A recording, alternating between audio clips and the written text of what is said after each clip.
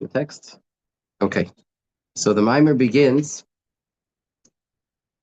Tetzaveh, based on the first pasuk of last week's parsha, of yesterday's parsha. So the Maamar was actually said on Shabbos Tetzaveh Yud Adar Rishon Tafshem Mem Aleph 1981, and as I mentioned, was edited 11 years later for Purim Katan Tafshem Beis. Now, a Maamar for Purim Katan to begin with was unusual. In other words, there were very few Maamarim for Purim Katan, especially one that the Rebbe would edit, which meant that it was given out for everyone to learn. And in addition, that the Rebbe should request that it should be printed, that he should be able to personally give it out, and I'm sure many that are here received it.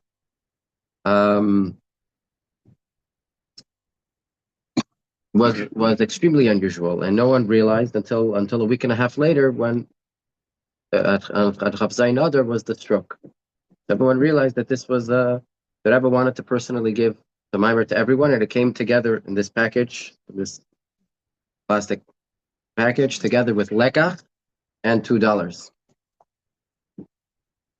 So lekach was also very unusual. Why in the middle of the year?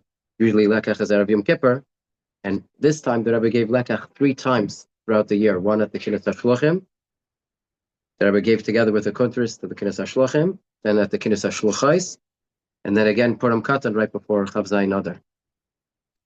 So the Maamar begins based on the pasuk Ve'ata Tetzaveh es bnei Yisrael. Hashem says, and you, Moshe, should command the Jewish people, V'yikchu eilecha shemen zayizach, and they should bring to you pure olive oil, kasis lamar, that's crushed for the light, which in the context of the pasuk, it means in order to shine. In other words, we should be able to light the oil to shine the light of the menorah. L'hal loisner tamid, that this should be able to light a continuous, constant flame. So the Rebbe is going to ask 5 questions on this pasuk. It's known that in all other commandments of the Torah, Hashem says to Moshe that you should command the Jewish people. And here, instead of saying Tav or Daber al Bnei Yisrael, speak to the Jewish people, it says Ata Tetzaveh, and you should command. So the question here isn't only why it uses different wording. The question is furthermore, not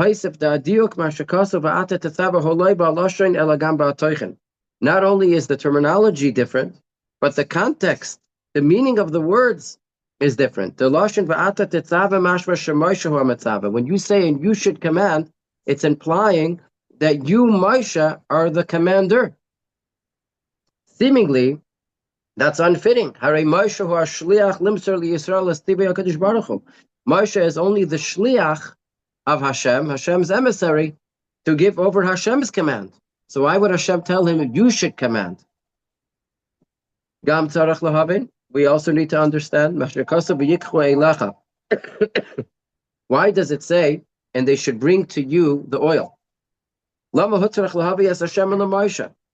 Seemingly, Aaron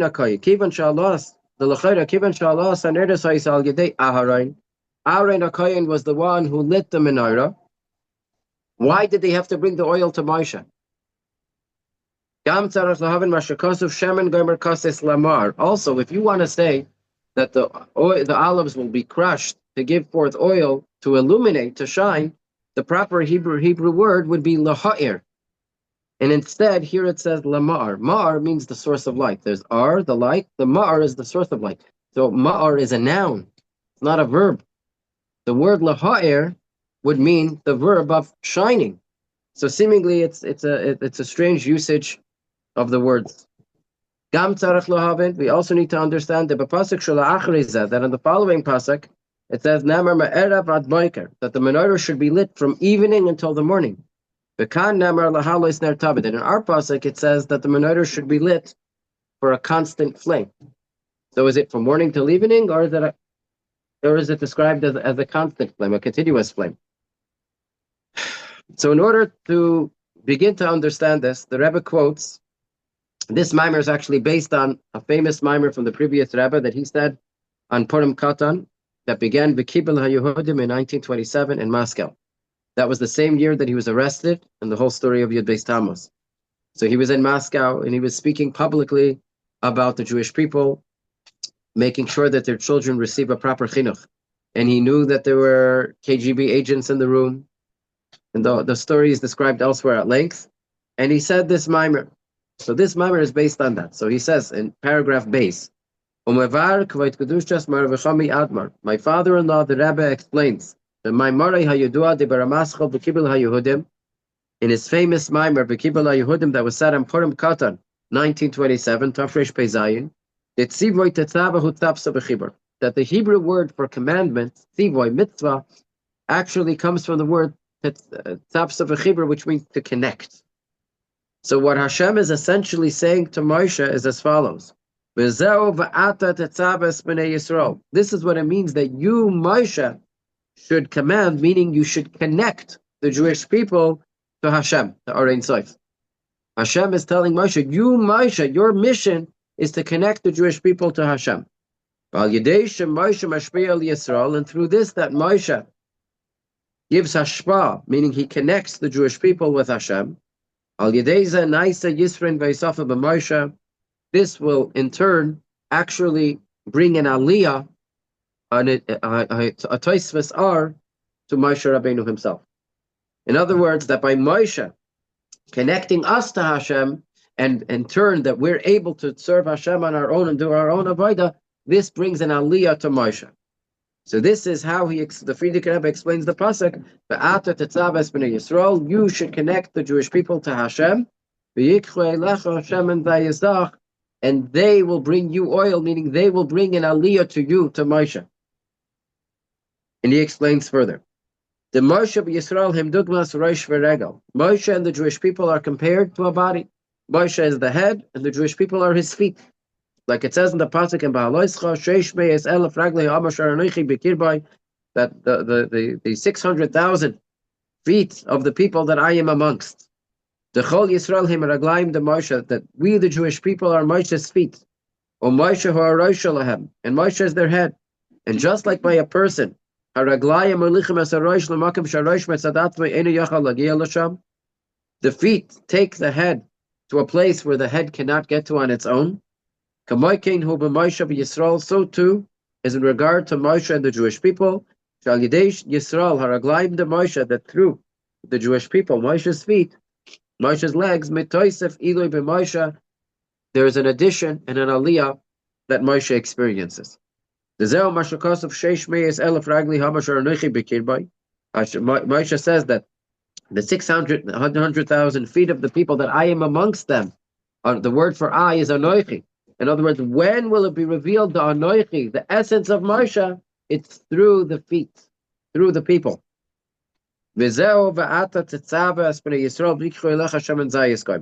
the Frierdiker Rebbe, in short, explains the pasuk that you, Moshe, through this that you command, meaning you connect the Jewish people to Ein Sof, to Hashem's infinite light. Through this, the Jewish people in turn bring the pure oil to Moshe, signifying the toisves ar, the additional godly light that Moshe experiences because of the Jewish people. Gimel. And in order to explain this, he explains, the previous Rebbe prefaces that Moshe Rabbeinu in the Zohar is called a Raya Mehemna, which is Aramaic for the Hebrew Raya Ne'eman, which can be translated in two ways. It could be translated as a faithful shepherd, which means Shu Raya Ne'eman Shal Yisrael, that he is our trustworthy shepherd that takes care of us. But the second possible meaning is that he's shepherding our faith, the shepherd of faith. In other words, not a trustworthy shepherd, but Raya Ne'eman, Raya Mehemna means he's the shepherd of Emunah, which shepherding Emunah means that he sustains, nourishes the faith of the Jewish people. Now, why do we need this? The Jewish people, in our neshamas, we intrinsically encompass Emunah. The Jewish people are children, are believers, the children of believers. Like the Gemara says in Masechta Shabbos. But nevertheless, our emunah can remain somewhat superficial, that it doesn't necessarily affect our daily life. And this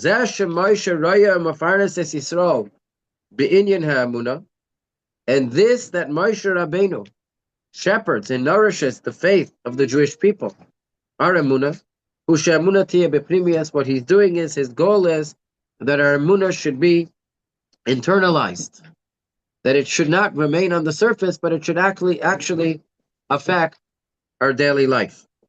And this is what the Zohar writes, that this level of upper emunah is nourished through you, through Moshe. This is referring to the fact that Moshe Rabbeinu, the Nasi Hadar, is the one whose mission is to nourish our emunah, that it should permeate us and affect our daily lives. It shouldn't just remain that I believe or I say I believe, but we should be able to actually live it. And the Friedrich Rebbe continues, that this job description of Moshe Rabbeinu being the shepherd of emunah, it's also, the intention here isn't just the Moshe in his generation, but it is also referring to the extension of Moshe in the future generations. The Roshei Alpha Yisrael Shebechol Dar, that the heads of the Jewish people of each generation, their job is to strengthen the emunah of the Jewish people in their generation. That it should be internalized. And he brings an example. Mordechai HaTzadik was the extension of Moshe in his generation. Like our sages say in Medrash, Esther Rabbah, that Mordechai in his generation was just like Moshe in his generation. And where did this play itself out?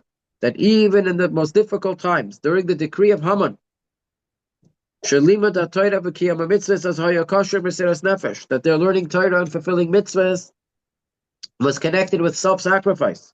Nevertheless, Mordechai HaTzadik gathered the Jewish people together publicly to strengthen their emunah, Yisrael b'Havaya and Hashem, and that they should stand strong, and they're learning Torah, v'kiyum hamitzvahs, and performing mitzvahs. And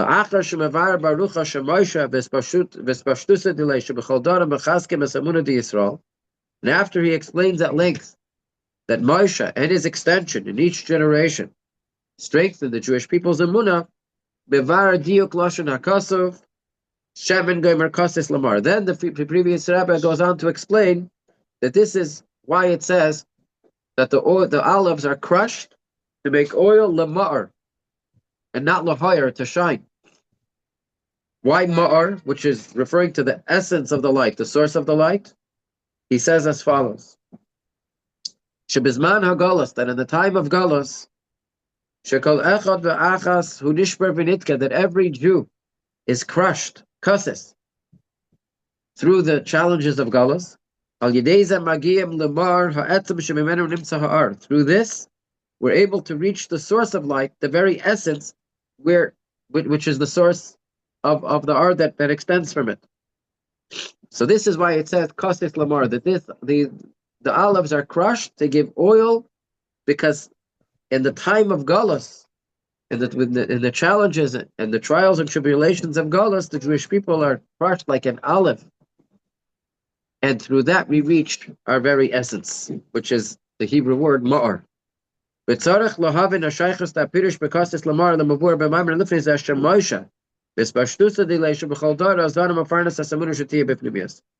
now the Rebbe asks his question on the previous Rebbe's Maamar is, what is the connection of this last part, that through galus we reach the essence of the light?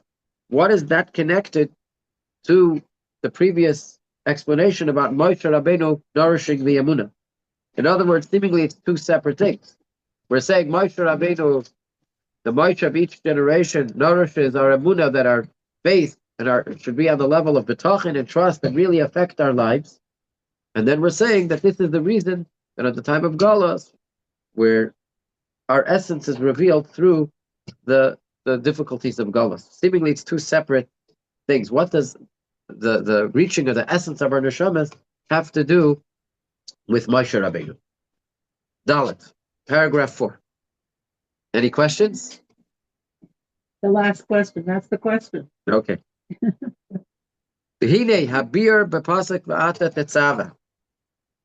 Ba behamaimer behemshech lemavur betchilas hamaimer.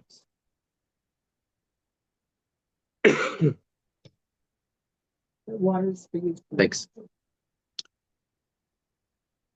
So the Frierdiker Rebbe explains that the explanation of this explanation of the pasuk v'ata tetzaveh actually came after he already explained the verse from the Megillah. The Megillah says, "V'kiber la Yehudim es asher echelu la'asais," that the Jewish people at the time of Purim, they accepted upon themselves that which they began at first. And he explains that Purim was the Kabbalah. The Jewish people accepted that which they received in Matan Torah. The Matan Torah haisa aschala hechelu la'asais. In Matan Torah was only the beginning. When Hashem gave the Torah 3,337 years ago, it was only the beginning. But it was the time of Achashverosh. At the time of the decree of Haman, Haisa Kabbalah, that was really our proof that we actually accepted the Torah. The Kibbutz Yehudim. And this is based on a Gemara in Masechta Shabbos that says that the truth is that up until Purim, the Jewish people actually had an excuse. Because the Gemara says Hashem picked up the mountain at Matan Torah, he picked the mountain over our head, and he said either accept the Torah or else. The Alter Rebbe explains that to mean that Har, mountain, spiritually refers to a tremendous ahava. That Hashem showed the Jewish people so much love at Matan Torah that they couldn't say no. So we were forced to take the Torah. So the Gemara says that the Jewish people had an excuse up until, but that lasted only until Purim. And if things didn't go so good, we could say, what do you want? You forced us. But Purim was when we accepted the Torah on our own free will. Things were difficult, and we had it was the first Geulah after Geulah Mitzrayim.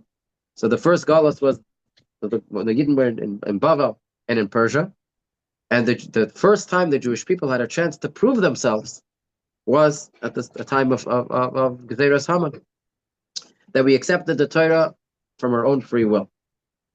There's another pasuk in the Megillah that is implying the same idea. It says, Kimu v'kiblu Yehudim, that the Jewish people committed to that which they accepted, meaning they fulfilled that which they accepted previously in Matan Torah. When they said, Na'asa v'nishma, that we will do, and then we will understand, when did they prove this? When did they actually fulfill this?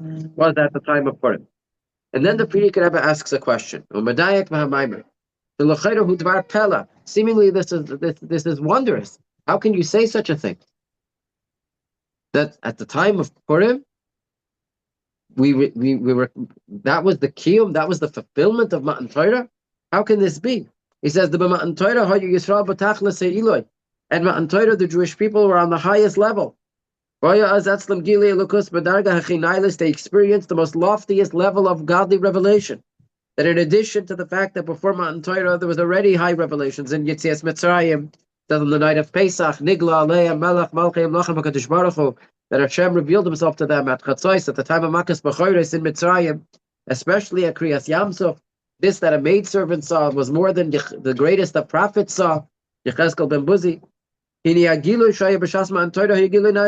Matan Torah surpassed all of that. So in Matan Torah was the highest level. And in the days of Achashverosh, in the Persian exile, the Jewish people were experiencing the most difficult time. It was a very difficult Geulah. The Noisef la'ahelam ha'hester shebechol Geulah, that in addition to the concealment and the fact that godliness is concealed, that exists in every Geulah, the kol Geulah for bedugmas Geulah Mitzrayim. Every Geulah is similar to Geulah Mitzrayim. It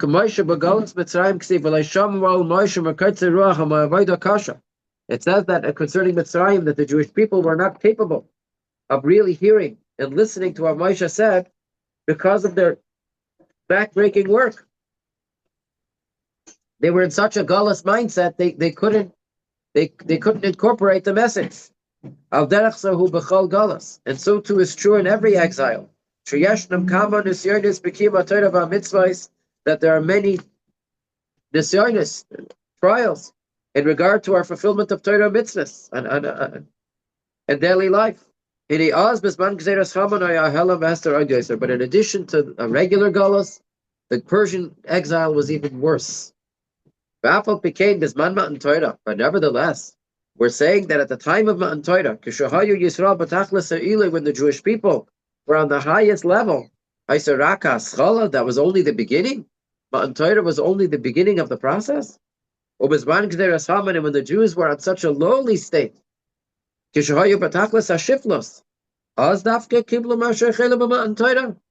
when we say that they received that which they began in Matan Torah. How is it possible that the time of Gzeras Haman should surpass Matan Torah? And the Frierdiker Rebbe explained,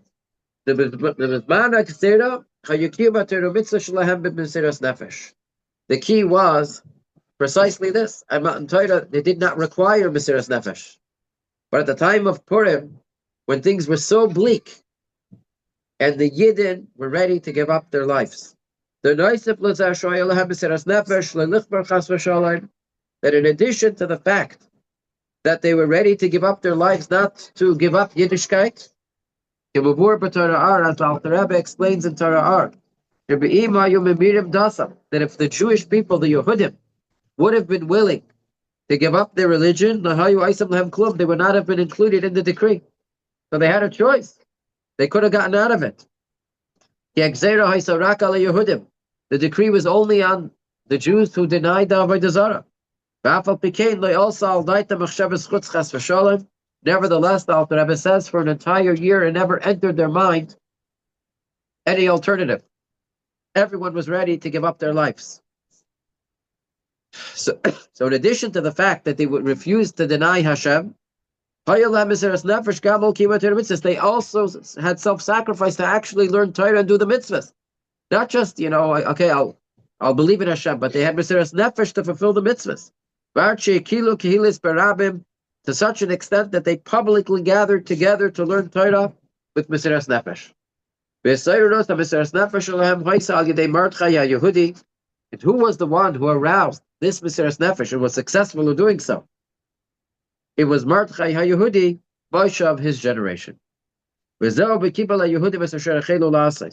this is what the Pasuk says in the Megillah that we're going to read later this week, that V'kibel HaYehudim, the Jewish people, were makabel, they accepted upon themselves that which they began in Matan Torah. Matan Torah, the giving of the Torah was only the beginning, and at the time of Gzeras Haman was our complete Kabbalah.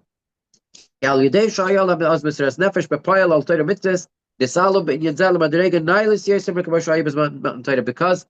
in the time of Purim, where they were able to actually practice real Mesiras Nefesh, in this sense, they surpassed their level that they attained at Matan Torah.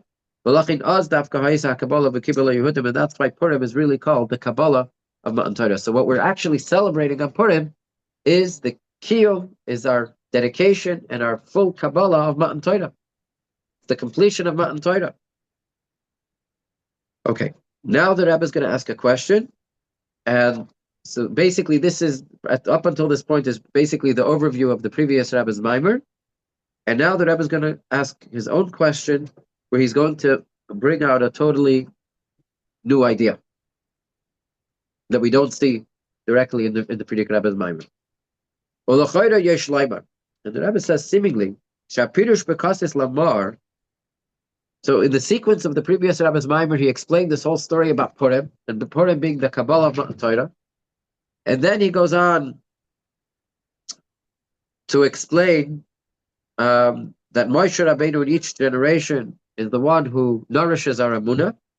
And then he explains Kasis Lamar, the terminology why it says Lamar, that through being crushed in the time of Geulah, we reach the Ma'ar, the source of light, the essence of Hashem. And it doesn't say Lahar, which is the verb of to shine. So the Rebbe says, seemingly, this explanation of Kasis Lamar, Shal Yidei Kasis Nishba B'nitka Magiyim Lahamar, that's an explanation That comes in continuation to the story of Purim.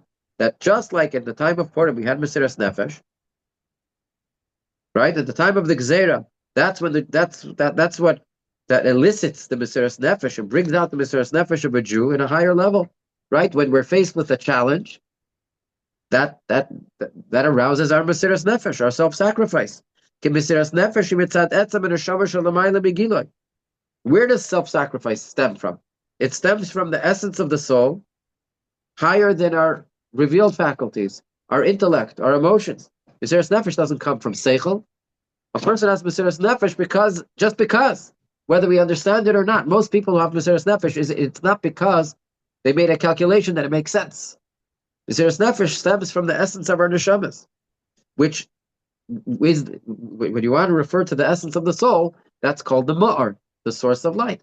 So seemingly this explanation, Kostis Lamar, that through being crushed in Geulah, we reach the essence of our souls, that seemingly this is a explanation and comes in a continuation to what the previous Rebbe explained about the advantage of Purim over Matan Torah, because that's when they had Mesiras Nefesh. Being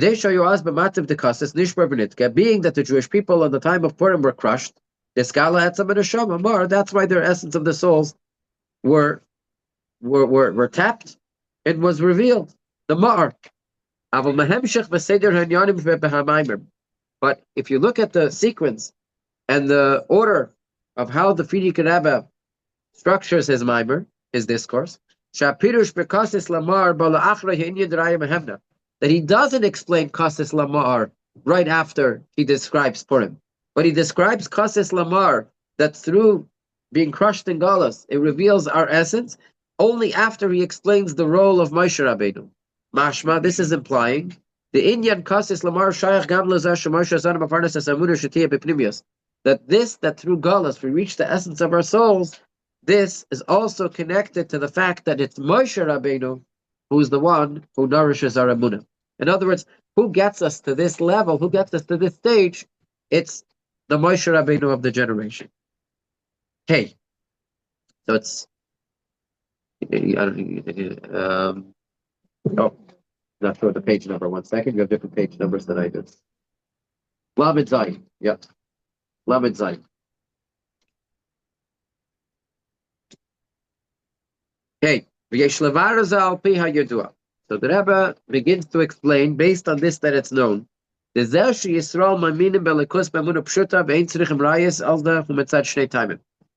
that a Jew intrinsically has in their souls emunah and Hashem built in, and we don't need proof for it, stems from two different reasons.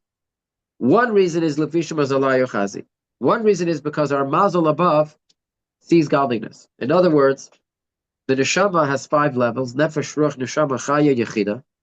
The 2 higher levels, chaya, yechida, remain above. They're makif. They're not enclosed in the body. The levels of the neshama, nefesh, ruach, and neshama, are enclosed in the guf. So we, as we're living in this physical world, in a physical body, we don't see godliness. But being that our neshama above does perceive godliness, that has an effect on the neshama below. So there's we know it, we just know it. It's part of us. It's because the chaya, yechida, above sees it, it's reality, and it affects the lower 3 levels, nefesh, ruach, neshama. The neshama shalamayla raya likus, re'iyah shalamayla mesechel. This is something the neshama perceives. It's something that surpasses intellect. We don't need proof for it. Sometimes we may not be able to explain it, but a Jew is in tune to it. And this causes the neshama in the body to have emunah in godliness. Another explanation, there's another reason why a Jew simply believes in Hashem. The source of emunah is rooted in the very essence of the soul, meaning the soul is a piece of godliness. So just like it's not that the neshama has to see something else. It is godliness. The very source, the very essence of the soul is godliness, is elikus. And this is higher than the fact that your mazel sees. When you say that I believe that we have a munah because our mazel sees, it means that I'm seeing something outside of my own being. This that the essence of the soul is bound with godliness. He is kashrus atzmis. It's an essential. His kashrus. It's not for any reason. It intrinsically is one with godliness. It's not because I see godliness. In other words, if I'm seeing something, it's something outside of me. It's still not me. But if we say that a Jew is connected, the soul, the essence of the soul, is connected and bound with godliness, it's not a separate entity. It's not because it sees godliness. It's one with godliness. What would be a practical difference from where the emunah stems from? The fact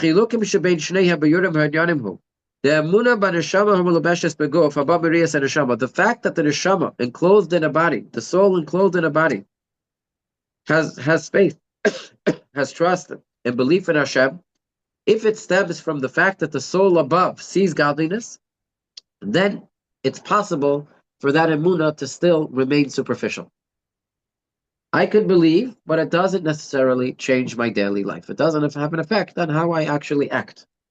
Because there's my entity, my own existence, seeing something else. So I see, I believe it, but there could be a limit to how much it affects me. The kivan shaneshama shalamayla hilamayla mislapshus, because the neshama above cannot be enclosed in the physical body. Therefore, the upper levels of the neshama indeed affect the neshama in only a superficial way. It has an effect, but it's all-encompassing. It's not internalized. In order that we should be able to live here on this earth, a soul enclosed in a body with an animal soul, and experience emunah as it's internalized, as it's part of us, is actually having to come from a much higher level. It's through revealing the intrinsic connection that my godly soul has with Hashem. In other words, every single neshama is a chelik elokami mal mamash. It's not that there's Hashem and there's my neshama. My neshama is part of godliness. And just like,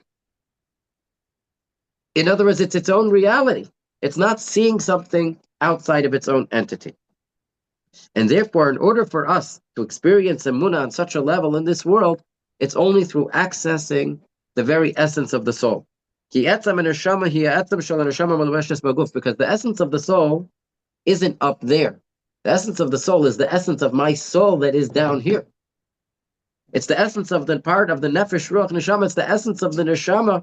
Now, it's a little bit hard to explain because normally we say that chaya yechida is the essence. But really, the Rebbe is explaining that the essence of the neshama is really higher than yechida. He actually explained the last week's Sicha Tetzaveh, and also on Parshas Toldos, the Rebbe made this distinction. In general, in chassidus, you always find that yechida is connected to the essence. The highest level is yechida shebenefesh. But in the last few months of Sichas, the Rebbe actually said, Yesh lahoisif u'lasaken, I'm going to make a correction. That it says in chassidus throughout all the last 200 years, that yechida is normally referred to as the essence of the soul. The Rebbe says, in truth, even yechida is one of the 5 names of the soul. Hamisha shemesh nekro la. La. It's called 5 names of it, meaning it's not it itself. Even yechida is not the very essence. So here the Rebbe is getting at the fact that there's something even higher than yechida. There's the very essence of the neshama that is the essence of my neshama as it is in my body. And when you access the essence of the neshama, then you can be here and there. With the neshama below and the neshama above can be in the same state. There is no distinction. So in other words, if I'm below and and yechida is above, so I'm affected in some level, makiftik, superficially, I'm somewhat affected by the neshama of above. But if it's the essence of my soul, who I am here and clothed in my reality in this physical world, then it's my very being of who I am right here. So basically, the Rebbe is saying that in order to get through the difficulties of Gullus, and in order to arouse this type of Mesiras Nefesh that's required of us, we have to tap into the essence of the soul. Just the fact that my neshama above sees it, that's not good enough. Ki etzam neshama hi etzam shel neshama malubeshes ba'guf, v'lachin ha'amuna da neshama malubeshes ba'guf shemitzad etzam neshama hi b'pnimiyusa.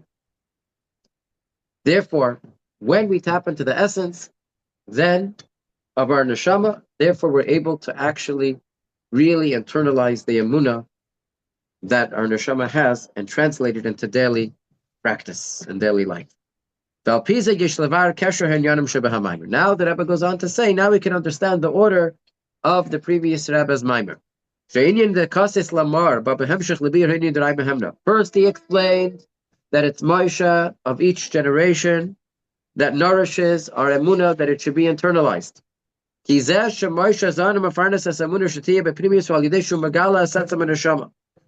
Why is it that in order to, we say kases lamar, that in the time of Galus we're able to tap into the essence of the soul, the ma'ar, which is the source of light? This specifically is accomplished through Moshe Rabbeinu. Because the fact that Moshe, that he nourishes our emunah, that it should be internalized, is through this that he accesses our essence of the soul, etzam neshama, which is even higher than what our chaya in Yechida see above. Mar shalamayla ma'ar. Omashikotav kastif lamar. And what does it mean that the olive is crushed to give up oil? That where do we see Moshe Rabbeinu's impact the most? It's in the time of Galus. Moshe's job is to nourish our emunah by accessing the essence of our neshama. Where do we find that the etzem neshama is revealed throughout history? It's mostly at the time of Galus, as it expresses itself in actual Mesiras Nefesh. Vav, so he explains. This that the emunah of a Jew is so strong that we were able to give up our lives for Yiddishkeit. Is mainly from the emunah that stems from the very essence of our souls. The emunah even though, if you're going to say that the emunah stems from the fact that our neshama above perceives godliness, even though it's very powerful, when you see something, it's very real. You can't compare hearing something to seeing something. So sight, perceiving something, is very, very powerful. Nevertheless, being that your emunah, because your neshama sees it, being that the emunah is caused by something else, so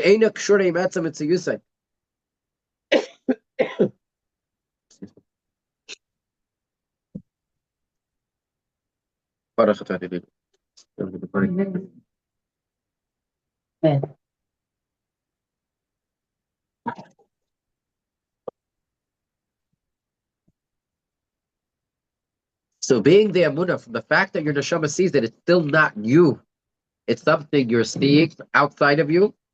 It's not a necessity that you're necessarily going to give your life over for something that you see, even though it's very powerful, very true, but it's not you.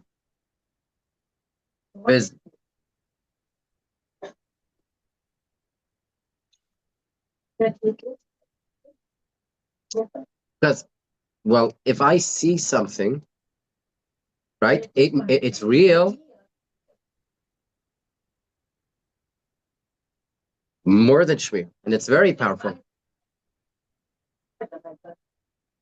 True, but when you see something, you're seeing something that's outside of you. It's me and that thing are two separate entities. So,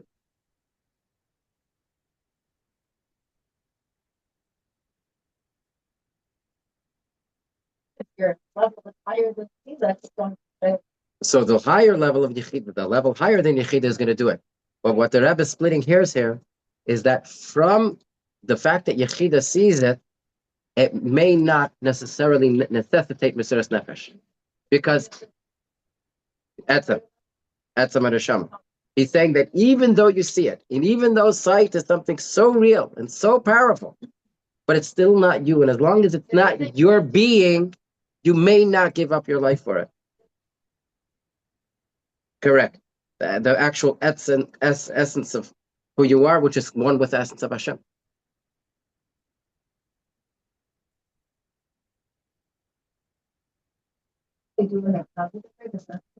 Of course. Yes, and he's going to speak about that. That's going to be yes. He spoke about it a lot in the Sikha that was said that Shabbos, Tafshin Beis, and it's also going to be spoken about a lot here. Exactly. Yes. He's going to get to that. But first he's explaining where you see that Tzemach Neshama express itself. Throughout history, people gave up their lives. And where did that stem from? That stemmed from the very essence of who they are. Not even something not because they heard something, not because they even saw something, not because the soul saw something. This is who we are. The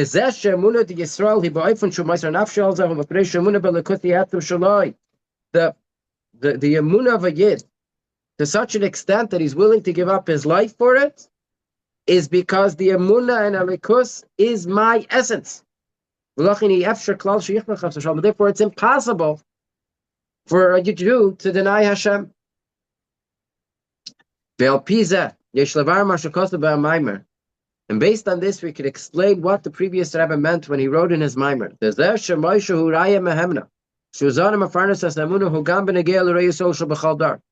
That he says that when Moshe is the faithful shepherd, the shepherd of faith, the one who nourishes the emunah of the Jewish people, the Frierdiker Rebbe was very medayek to point out that this refers not just to Moshe himself, but the extension of Moshe throughout all future generations.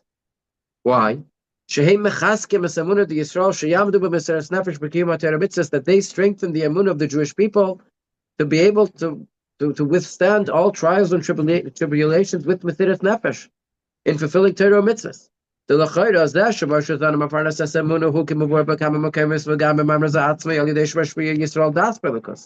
Rebbe says, seemingly, these are two separate things. Moshe, shepherding our emunah, and the Moshe Rabbeinu of each generation that gives us Mesiras Nefesh are seemingly two separate things. Moshe Rabbeinu, at the time when the Yidden were in the Midbar, it wasn't required of them actual Mesiras Nefesh. What was Moshe mashpia to them? What did he give them? He gave them knowledge, das, and elikus, that they should understand godliness. So seemingly, why does the Frierdiker Rebbe connect the two? Moshe Rabbeinu nourishes our emunah, and then also Moshe in each generation. The way it was expressed by the Moshe Rabbeinu in later generations was a little bit different than the way it was expressed in the generation of Moshe himself. Moshe gave us das, an understanding in godliness. Das means that we should really connect to godliness, and by the later Moshe Rabbeinus and all the difficult times in Geulah, they were the ones who aroused the Jewish people to actual Mesiras Nefesh. And based on the above, that we can answer this question. Even though they look like two separate entities, nevertheless, she'ikar ha'inyan d'raya mehemna uzeh shu'zanim afarnas esamuna atzma. She'amuna tiye elay rak ha'moshe mitzad ha'gilui mitzad zeh sh'neshama sh'lamayla roya l'kus ala mitzad etzam ha'neshama. The Rebbe is saying here that the main aspect of Moshe Rabbeinu fulfilling the role of raya mehemna, of a shepherd of emunah, not just a faithful shepherd, but a shepherd of emunah, one who nourishes our emunah, is this fact that he's able to tap into the essence of the soul of the Jewish people, that we should our emunah shouldn't just be because of giluyim, because of our neshama lamayla seeing godliness, but actually because he's tapping into the very essence of our being, which is one with Hashem. In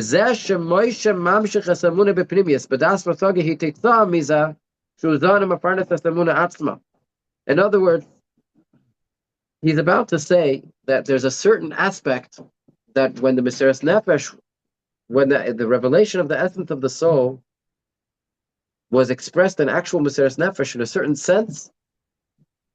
It was expressed by the later Moshe Rabbeinu even more than Moshe Rabbeinu himself. In other words, the job of Moshe is to really access the very, very essence of a Jew.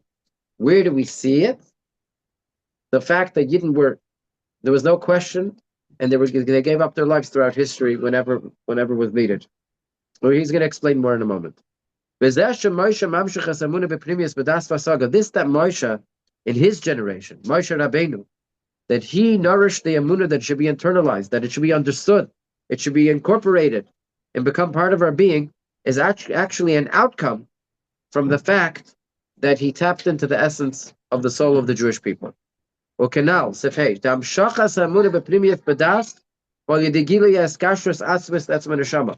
other words, how did Moshe cause that the emunah should permeate our das? Das means to connect, that it should really become part of us. It's because he accessed the etzem and neshama. Valpiza yesh leimar. The bezeh sheba adoris shehutzruchu lemesiras nefesh bepoil. Chisku roye Yisrael espashtusa de Moshe. Esa amuna the Yisrael shetiya b'mesiras nefesh. So here the Rebbe says that in the generations where the Jewish people had to actually experience mesiras nefesh bepoil.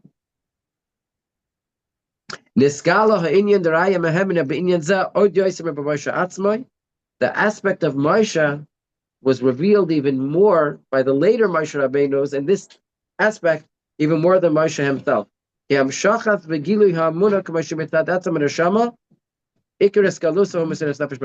where do you really see the expression of the Etzem and Neshama was actual Mesiras Nefesh?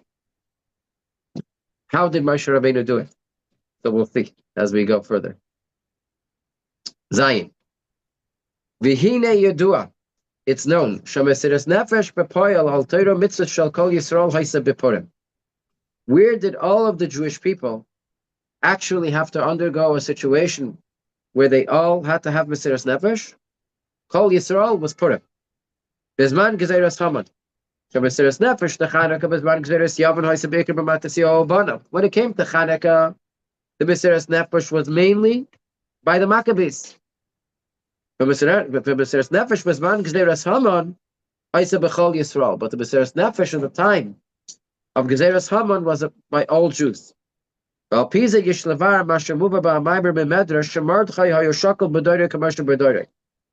on this, we can explain this, that the previous Rebbe explained in the Maamar. He quoted what the Medrash says about Mordechai, that he was equivalent to Moshe in his generation. There's a Moshe in every generation. Why did the Purim Katan Maamar, why does the Medrash single out Mordechai to say that he in his generation was like Moshe in his generation? So Isa ben Medrash, so the Medrash says, that it was Dafka Mordechai who was singled out and was more similar to Moshe than the Moshe of other generations. Why? The Mordechai Yehudi what was a similarity that we see by Moshe by Mordechai more than other Moshe Rabbeinu in the other generations? It was because Mordechai Yehudi was openly the Nasi Hadar of all of Klal Yisrael. We see that the story of Purim was a situation where everyone recognized who the Nasi Hadar was. The Mordechai was the leader of the Jewish people. And in that sense, he was equivalent to Moshe Rabbeinu. In other words, in other generations, there's always a Moshe Rabbeinu, but not always is it apparent. Not everyone always, it wasn't so obvious the connection that the Nasi Hadar had to the people. Similar to Moshe, the faithful shepherd of his generation, where he brought the level of das to all of the Jews of his generation. Says the entire generation of Moshe Rabbeinu was referred to as the Dardeya, the generation of knowledge, of understanding, of godliness. Through Moshe Rabbeinu, it was that he drew das, a real understanding and connection. Of Mordechai, the real expression of it, of Mordechai Nisias, was that he caused and he aroused the Jewish people to actually have Mesiras Nefesh. And then the Rebbe adds up something very interesting. This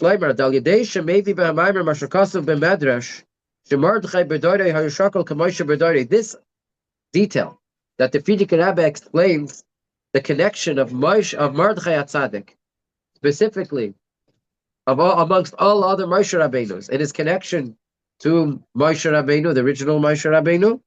Through this, the Frierdiker Rebbe paskin the din on himself. In other words, this whole explanation of the Maimer that the Frierdiker Rebbe is speaking about how Mordechai HaTzadik was the open Raya Mehemna. Everyone was able to acknowledge that and realize that he was the Raya Mehemna of the generation. By the Frierdiker Rebbe, by explaining this, he's also applying it. It's being applied to himself.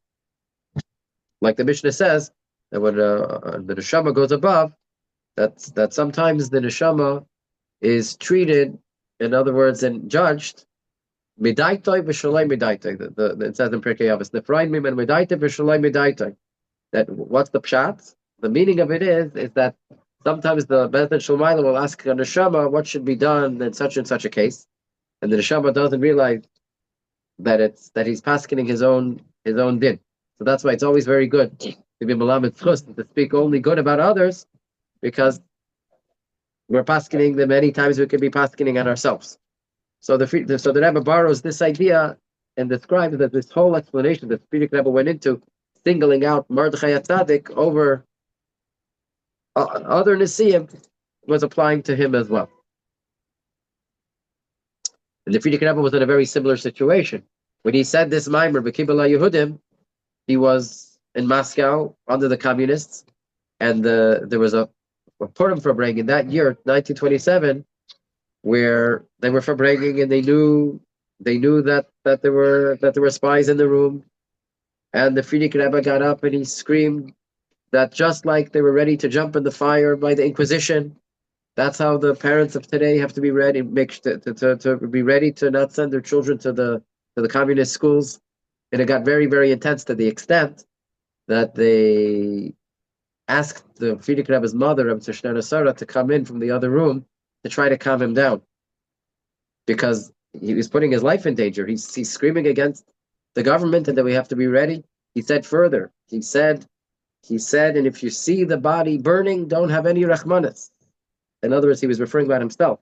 He said, meaning that even if they're going to take him and whatever they're going to do, he says, don't have rachmanis, to keep on going with the chadarim. And in other words, he was saying that that's the kind of Mesiras Nefesh that would be required under communism, in which they basically did. And so Rebbe Sarah came into the room and tried to calm him down. But the Fabrengen went all night, and that itself was illegal. They weren't allowed to have gatherings like that. And sure enough, a few months later, he was arrested. That was the Tetzaveh of Stephen that year, in the story of Yud Beis Tammuz, which is also very connected to today, because there was a chassid who lived in Boston. His name was Reb David Moshe Rabinovich. He had a son, Usher, who lived in Springfield, Massachusetts, where I was born.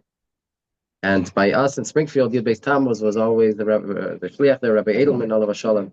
He used to make a huge suda. In Springfield, Yud Beis Tammuz was the biggest yabda, because this Usher was a lawyer, and he was very instrumental in trying to save the Frierdiker Rebbe in Yud Beis Tammuz. He had many connections in Washington, and he got Justice Brandeis, was the Supreme Justice involved, and many senators and congressmen, and they helped in 1927, and he was also helped when the Frierdiker Rebbe was trapped in Warsaw in 1940 and able to come to America. So the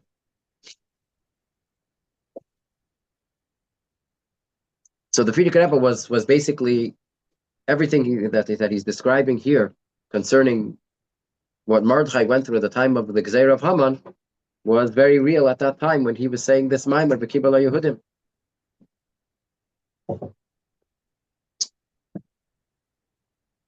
Then the Rebbe says, "V'tzarach lahavin delefi biyur hanal ha'inyan dekostes lamar shayach levata tetzaveh b'nei Yisrael lezesh Moshe v'shtus delay shebechol dar mekashrim and mechabrim es Yisrael marin tzayf."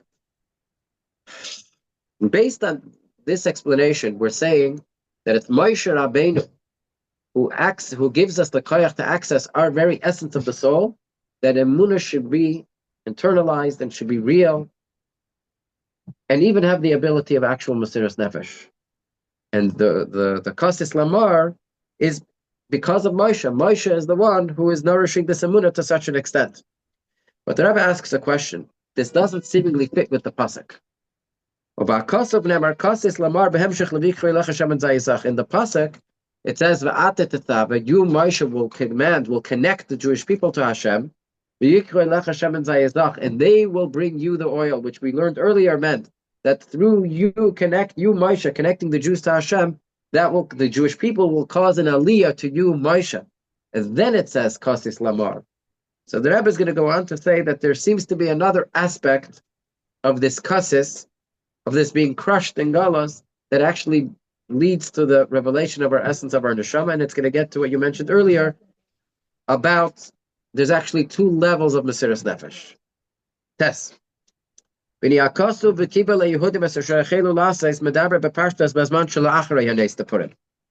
you look at the pasuk in the Megillah, that the Jewish people were makabel on themselves, they accepted upon themselves that which they began in Matan Torah, the truth is that pasuk is already after the miracle of Purim occurred.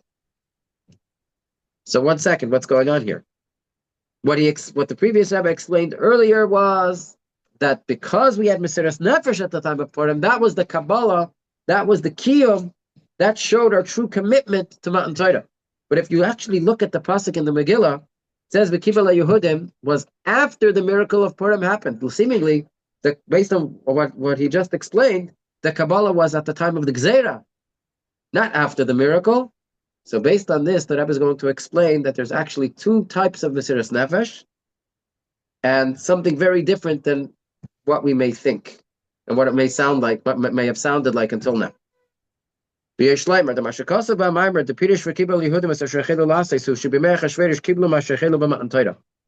that was previously explained, that Purim was the fulfillment and the dedication to Matan Torah. It refers to also the simple meaning of the pasuk, that the Kabbalah was even after the miracle occurred. Based on this, this that the Jewish people fulfilled and committed themselves to that which they received in Matan Torah, there are two aspects. There's the Kabbalah, that they proved themselves through actual mesiras nefesh during the time of the Gzeira, like the Frierdiker Rebbe clearly writes about. This is the Rebbe's Chiddush. There's also a Kabbalah. There was a commitment that the Jewish people made that was even greater than Matan Torah, that occurred after the miracle took place. Which was even loftier and greater than the mesiras nefesh that they had during the time of the Gzeira. And he explains, just like there are two levels of our Kabbalah, so too reaching the essence of our souls also has two aspects. When we say that through being crushed, through the difficulties of the time of Galus, we reach the essence, also has two aspects. When the Jewish people find themselves in a situation where they have decrees and there are difficulties in regard to fulfilling Torah mitzvahs, like it was at the time when the previous Rebbe said this Maamar under communism. And the Jewish people at that time reached their essence through their mesiras nefesh. The Jews there had mesiras nefesh. I just heard a story yesterday. Okay, it's simply about there was no food, and Jewish people came, and there were refugees from here and there, and came to people asking for food that they themselves had no food. And how it's more than one story like this. People giving away their own bread that they had, the last bits of bread that they had. This happened in the Holocaust. This happened under communism. And this wasn't just Jews, by the way. I mean, the Goyim didn't have what to eat either. But the idea of giving away what you have for yourself, or giving your last bits away for somebody else, this is how they lived. So that's one level of Mesiras Nefesh. But now here comes the punchline. There's something actually even deeper and even greater than that. And there's another aspect.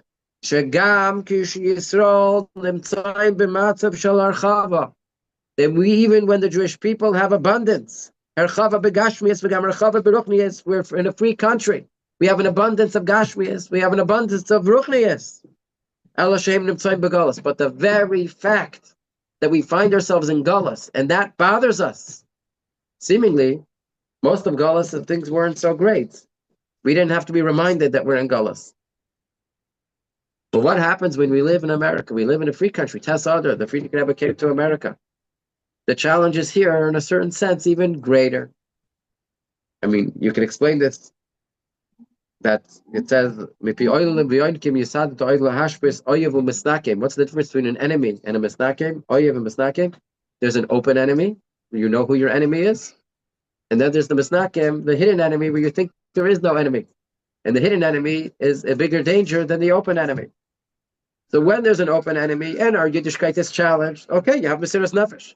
But what happens when you reach a free land, a free country, where we have Gashmias, we have Ruchnias, we have more Svarim than we ever had available in history. Today, with technology, there's more Torah available anywhere in the world than ever existed since the time of Matan Torah. What are we missing? What's the problem? That's exactly it. We have everything, and we have nothing. We have everything, at the same time realize we're missing the main point. We have nothing. And this is similar to what the Jews experienced after the miracle of Purim. The Jews had light, they had happiness, they had gladness, they had honor. The Pashto simply began Baruchnias, and spiritually, like it's explained, the mitzvahs that they had, the Shabbos, the Yom Tov, Bris Milah, Tefillin, that the Gemara says the pasuk is referring to. Haman's house was also given to Esther. That means not only did they have to subdue the evil, there was even a sapcha, they transformed the evil. The only problem was they were still in Geulah. They weren't in Eretz Yisrael with the Beis HaMikdash. The very fact they have everything, but the fact that there's no Gilei Lakus, they were crushed from that. So we see in the story of Haman, in the story of Purim, there were two types of Mesiras Nefesh. There was the Mesiras Nefesh during the decree, and there was the chassis, the pain and the Agmas Nefesh that they, from the fact that it's here on our fingertips, but it's not here. It's here, but we're waiting for the, whatever you want to call it, waiting for Payal Mamish, for it to. And this, that the Jewish people are crushed from this fact, even while they have everything. Magiyam lahamar, that's how you really reach the essence. I don't know if we're going to finish the whole Maamar, but there's another, we'll finish most of it. The concept is as follows. This that the Jewish people are broken from the fact that they're in Geulah. Meaning, seemingly there's nothing stopping us. We're able to keep Torah, we're able to keep mitzvahs, we have what we need physically. The true essence of the true desire of a Jew is that we desire that there should be godliness revealed. And the fact that there should be a lukus begoloi is negeya, it affects our very essence. So therefore, in the time of Geulah, when godliness is not being revealed as it was in the time of the Beis HaMikdash, especially when we reflect on this that our sages say, whoever is living in a time when the Beis HaMikdash was not built in his days, It's as if it was destroyed in our days. Just from this very thought, we're completely crushed, kassis, shaken up. And even if you're on a very lofty level of avodas Hashem, and even if you as an individual do experience a level of godly revelation, the fact that not everyone around us, and the fact that the whole world isn't experiencing it, that's a proof that even the revelation that you're experiencing, it's a limited revelation. In other words, even if you're on a level where you are experiencing some level of Gilei Elokus, but if everyone's not experiencing it, if the whole world is not experiencing it, it means it's still not it. Because when God's infinite light will be revealed, it's everywhere. And if there's one place, even in a far-flung corner, where godliness is not revealed, it's because what we have is not the unlimited level of godliness that's going to be revealed.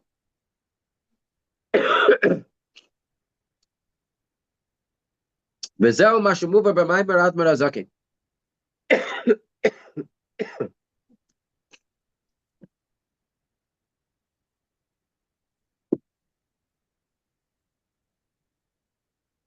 think Rebbe Botnick has a serious interest that did this shiur.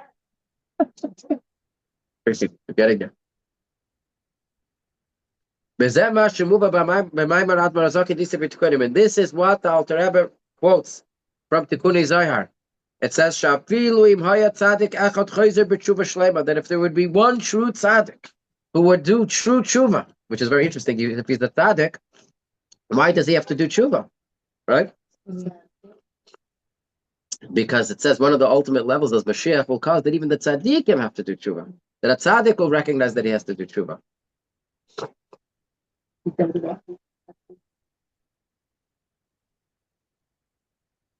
So the Alter Rebbe writes from the Tikkunim that if there would be one tzaddik that would do a true tshuva in his generation, Hayabah Mashiach, that would be enough to cause Mashiach to come.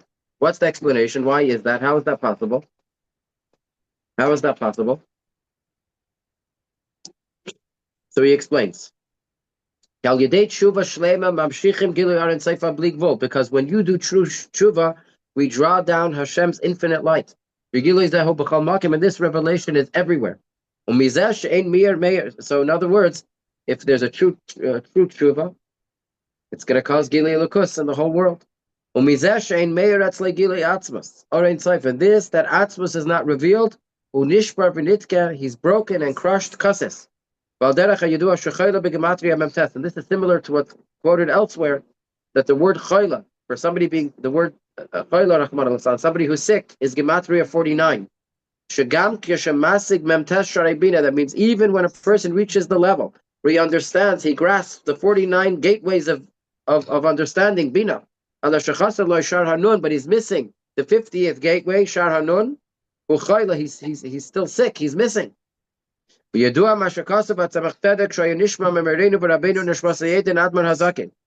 known this, that the Tzemach Tzedek writes, that it was heard from our teacher and our Rebbe Nishmas and the Alter Rebbe.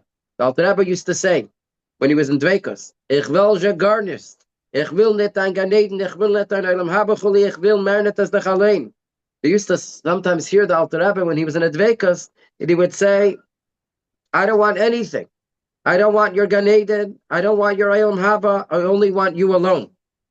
In other words, that the Alter Rebbe was not being satisfied with revelations, limited revelations of godliness, but a yid that it wants and desires the essence of God Himself.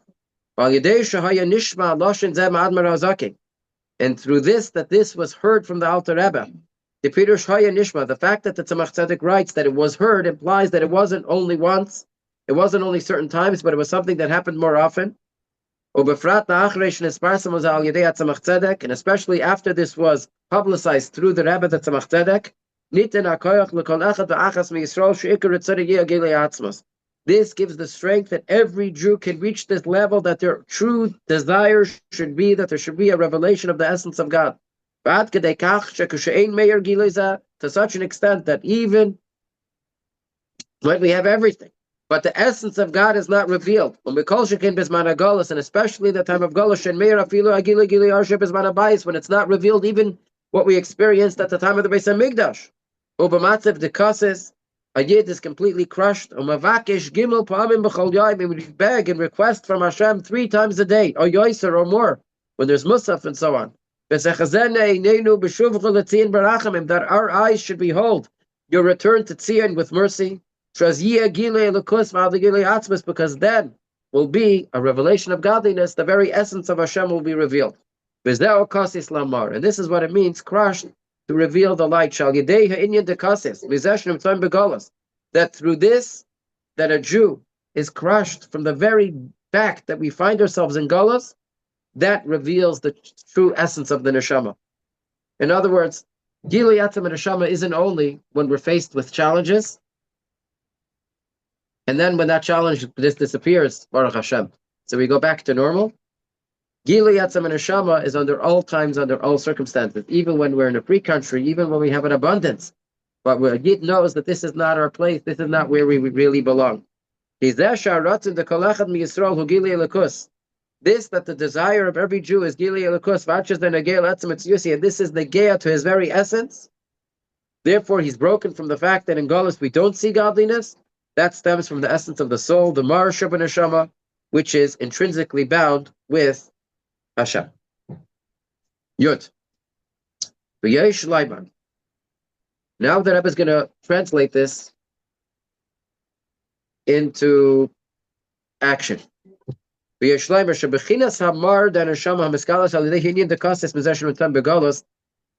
the fact that your essence of the soul is revealed from the very fact that we're in Geulah and we don't see Gilui Elokus is even greater than the essence of the soul that comes about through Mesiras Nefesh.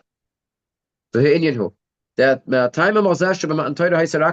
why was Matan Torah only the beginning? In the times of Achashverosh was the Kabbalah, our commitment of the true Kabbalah of Matan Torah. As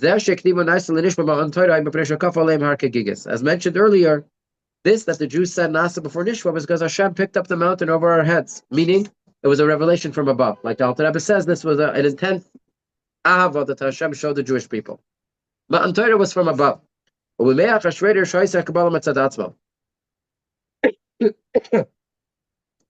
by Matan Torah, by Achashverosh, we accepted the Torah upon ourselves with our own free will. Just like the distinction exists between Matan Torah and Purim, so too is in regard to the 2 levels of revealing your Etzem and Neshama. V'yeshleima. She'emuna di Yisrael matzadzeh she'neshama sh'lamayla roya lekus. Emuna m'shematzad siba v'al derech she'ktibu naisa l'nishma b'Matan Torah matzad Geulah d'lamayla. We said before that there are 2 reasons why a Jew believes. One reason could be because our Neshama above sees Elikus. But that's still not who we are. The second reason a Jew believes is because that is the very essence of our soul. The Etzem and Neshama is one with Hashem. It's part of me. It's who I am. It's not seeing something else. It's who I am. So the Rebbe says that the Yidden saying Nasa v'Nishma by Matan Torah was a revelation from above, similar to the Neshama above seeing Elikus. But this, that in the days of Achashverosh, the Yidden accepted the Torah with their own free will, is because it was revealed the essence of their Neshama. In other words, the connection to Torah, the connection to Hashem, was expressed more by the time of Purim than it was even in Matan Torah. So, just like we make the distinction between Matan Torah and Purim, so too we can make the distinction between the Gzeira of Purim and the time after the Gzeira, in a time when we live in a free country. That in the revelation of the essence of the soul, there are also these 2 similar differences. The Gilui Atzam Neshama binyan of Mesiras Nefesh, that when we're faced with Mesiras Nefesh, when we're faced with a challenge,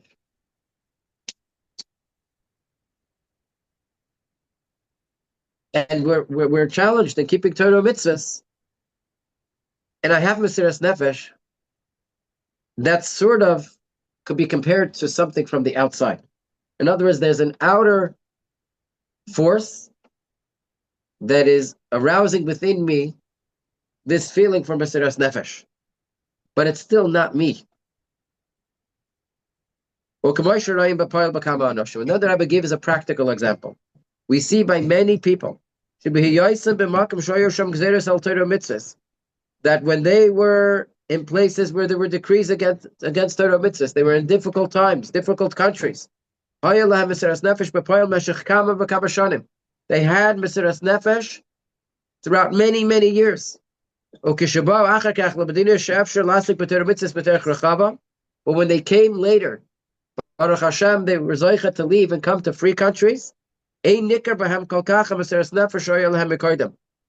always did we see the same fire of Mesiras Nefesh that they had when they were in the difficult countries.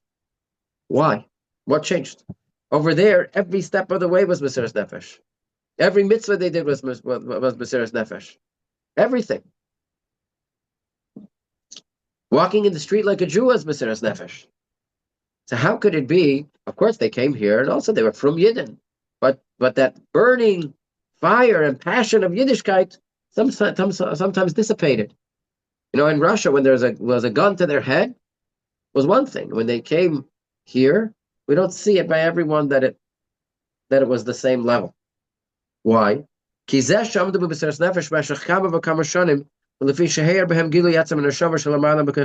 because yes, they accessed the essence of their soul, but the essence of their soul didn't necessarily affect the revealed faculties of the soul. It didn't affect their intellect and their emotions. Basically, the essence of the soul was revealed, and they put themselves aside. It negated their own seichel and midos. In other words, there was override. In other words, the essence, the etzem neshama that they tapped into, they indeed tapped into the essence of their soul, but it didn't change them. It jumped over, their understanding, their emotions, their feelings. It tapped into something deeper. But they themselves didn't necessarily change. And therefore, when the obstacle dissipated, there wasn't a need for that type of Mesiras Nefesh.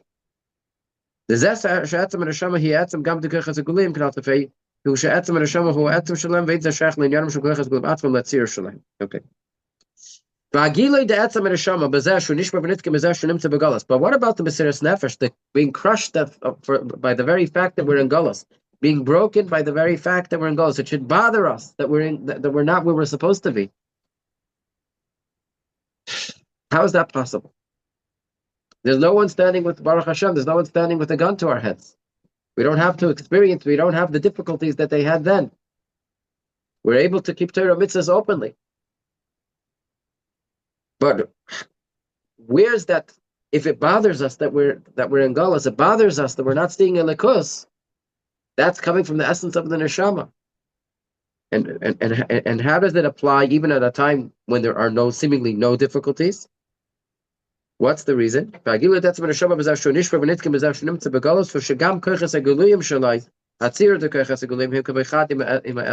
It's because our intellect and our emotions become compatible with the etzem neshama. Meaning, the simple meaning of Mesiras Nefesh throughout all the generations means that I'm willing to give up my life. I'm willing to put myself aside. The utmost level of putting myself aside, negating my being. The real Mesiras Nefesh, the Rebbe says, when you really tap into your etzem neshama, it encompasses your being. It permeates your being. It's not negating yourself. It's who you are in real life, in a free country, living Yiddishkeit. Not giving up your life for Yiddishkeit, but living Yiddishkeit. How do you get there? So that's Moshe Rabbeinu's job. That's what he's saying. That's Moshe's job. That Moshe Rabbeinu gives us the koyach, Tetzaveh, his whole shlichus is to connect us and give us the ability to do so. But he's going to say it's our job to make our intellect and our emotions become compatible and be in sync with our etzem neshama. And that's our job. Yeah. And really, if you think about it, this is the difference of the Frierdiker Rebbe's Nesias and the Rebbe's Nesias. Frierdiker Rebbe's Nesias, most of it was in very, very difficult times. The Rebbe's Nesias, most of it was what we're living through today. True, but a different type. It's a different type to some extent. Yes, the last couple of years are a little bit of a resurge of things that. But why is it difficult? What are you referring to when you say difficult?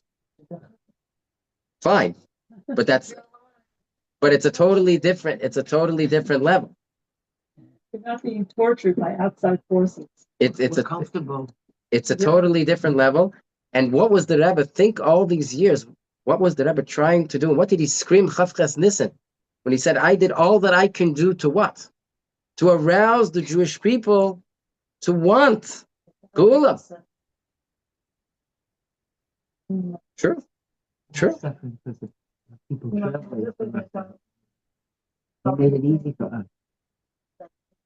No, I'm saying we're not suffering because people like Chabad trailblazed for us.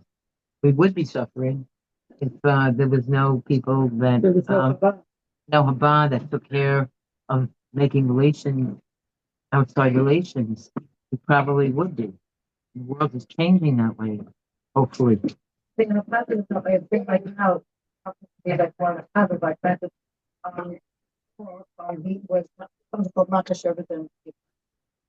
and now we have like a dance thing for him, wants to donate something for the night of dancing, But anyway, he felt like the Rebbe was bringing up shiur b'zimri, things Dr. Rosa, like, her both the Rebbe saying, how do we bring the shiur now? How do we do it? I don't know, simple, shiur, zimra, super simple. But so maybe is that related in any way to this whole thing of feeling the etzem? I mean, the Bachar you're dancing, you can see they look like they're definitely got to their etzem. Of course, but this aspect also the Rebbe speaks a little bit in other sichas as well, in Tafshin and Beis. This particular mimer, it's a little bit speaking on the negative side. In other words, in this particular mimer, because there is that too. In Tafshin and Beis, the Rebbe spoke, for example, about Ad Masai, in Parshas Peshalach, that in Shabbat Shira, that in addition to the pain that causes us to scream Ad Masai, but the tefillah for the Geulah should be b'simcha, right? Not just feeling what we're lacking, but also beginning to celebrate what we're about to experience.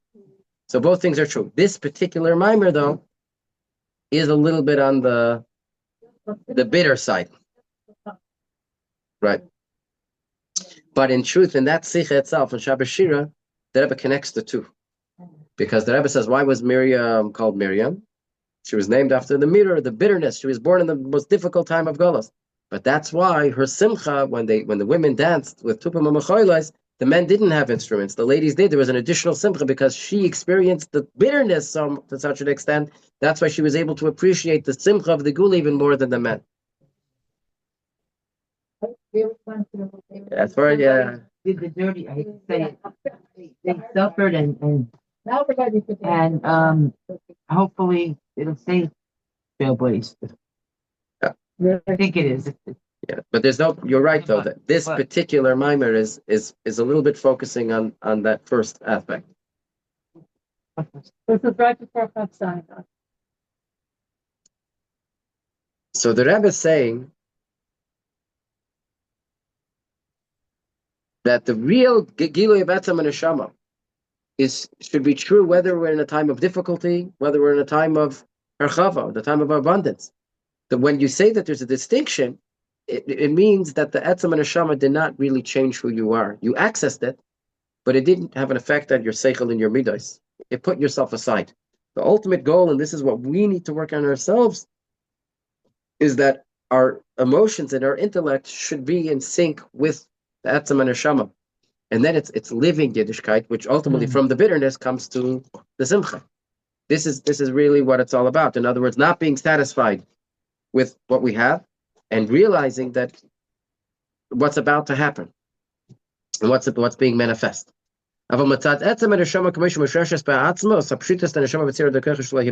when you really tap into the essence of the soul, as it's rooted in the essence of God, so then there's no distinction between the essence of the soul and the external aspects of the soul. The essence of the soul doesn't have to remain hidden. The essence of the soul can permeate our mind, our intellect, our thoughts, our emotions, and really become part of us. Therefore, he says, the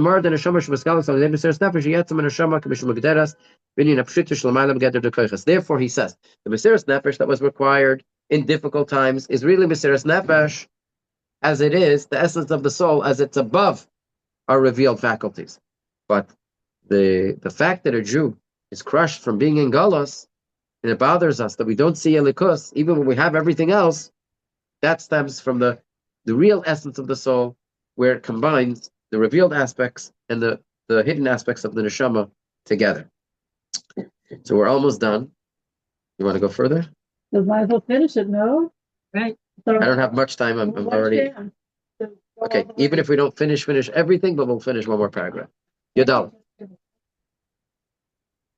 So we'll do a drop inside and then summarize. Now,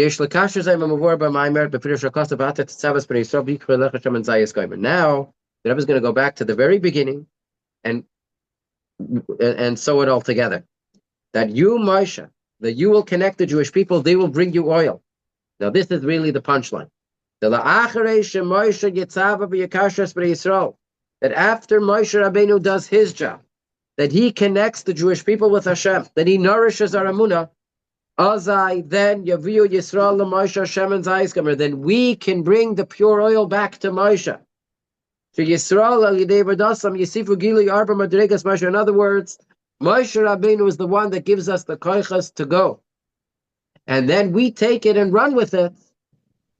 We have to be able to walk on our own 2 feet. That brings an aliyah to Moshe Rabbeinu.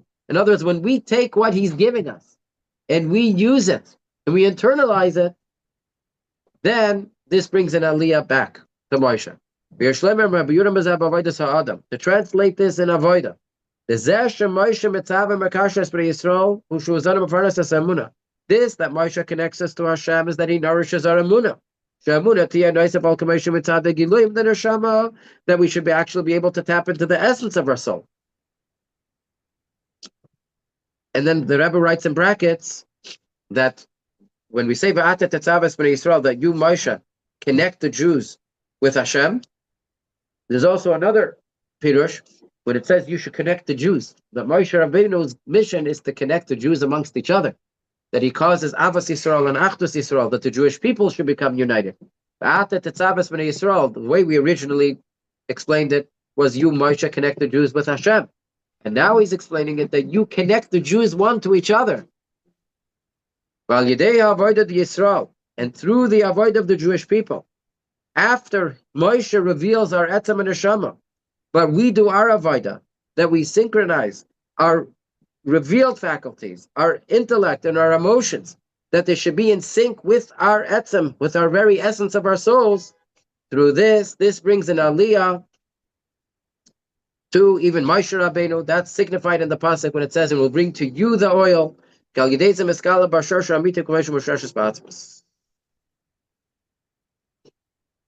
Okay. Then the Rebbe ends off the Maamar also explaining why it says in the pasuk Ner Tamid that this will be an everlasting light, even though the next pasuk says that the menorah was lit from evening till morning. So he's saying because there's 2 levels, like we just said. When you just access the etzem and neshama, but our moichin and our midas, our intellect and our emotions are not in sync with it. So there's a distinction between Erev and Biker. Erev means the tough times, the evening. Biker is a time of Zman HaBayis, when there's Geulah Elikus. So there's a distinction, if I'm being challenged or I'm not being challenged. But when you really access the etzem and neshama, and we synchronize our etzem, our moichin and our midas, that they should be compatible with our essence of our soul, so then there's no distinction between Erev and Biker. It's a Ner Tamid, where a Yid, the way a Yid's supposed to be, no matter what the circumstances are.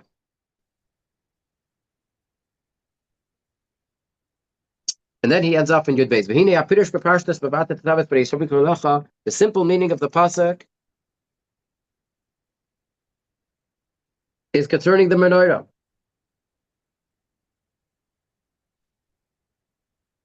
So the Rebbe says, so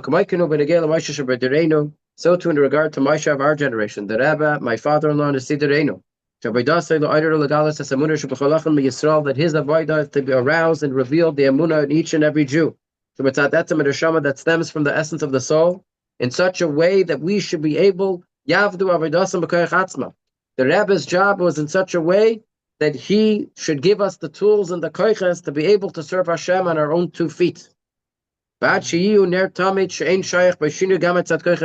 it should be an everlasting candle, an everlasting flame that should never be subject to change because it permeates our very being. It's not above us, but it permeates us. And at the time, you got this maamar, you didn't realize, but you look back, you realize he's speaking clearly about the time period that we're in now. That he gave us the tools and giving us the tools to be able to take it and run with it, to be a ner tamid. And through this, we will zoicha bekarev mamish. The Geulah hamitzvah shlema, the true and complete Geulah. That godliness will be revealed not just from above, like shining a flashlight from above, but the mata, the lower realms, will be a keli for it. And will bring the oil and will witness the lighting of the menorah physically. The Beis Hamikdash Ashlishi, in the 3rd Beis Hamikdash, Geulah hamitzvah shlema, al yedei Mashiach tzidkenu bekarev mamish.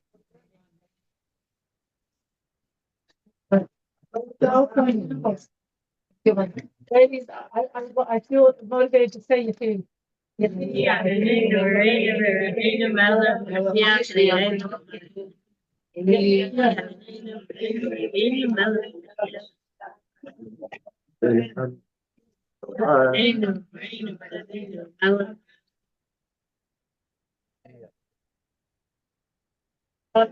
Thank you so much, Rabbi Botnick. Can we keep it?